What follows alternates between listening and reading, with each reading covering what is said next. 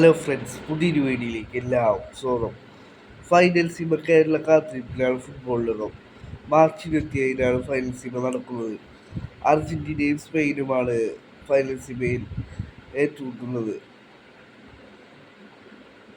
ഖത്തറിലെ യുസൈൽ സ്റ്റേഡിയത്തിലാണ് ഈ ഒരു മത്സരം നടക്കുന്നത്.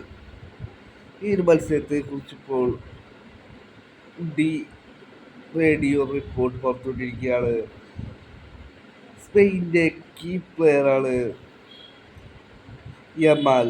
അദ്ദേഹത്തെ ലെസ് ഇൻവോൾവ്മെൻ്റ് ആക്കുവാനാണ് ഇപ്പോൾ അർജന്റീനൻ പരിശീലകനായ സ്കാലോനി പ്ലാൻ ചെയ്യുന്നത്. അദ്ദേഹത്തെ കൂട്ടുവാനാണ് ഇപ്പോൾ സ്കാലോനി പ്ലാൻ ചെയ്യുന്നത് എന്നാണ് ഇപ്പോൾ ഡി സ്പോർട്സ് റിപ്പോർട്ട് ചെയ്യുന്നത്. റിപ്പോർട്ട് ചെയ്യുന്നു, യമാൽ സ്പെയിനിൻ്റെ വളരെ ഇമ്പോർട്ടൻ്റ് ആയിട്ടുള്ള താരമാണ്. അദ്ദേഹത്തെ മത്സരത്തിൽ ലെസ് ഇൻവോൾവ്മെൻ്റ് ആക്കുവാനാണ് നിലവിൽ സ്കലോനി പ്ലാൻ ചെയ്തുകൊടുക്കുന്നത്.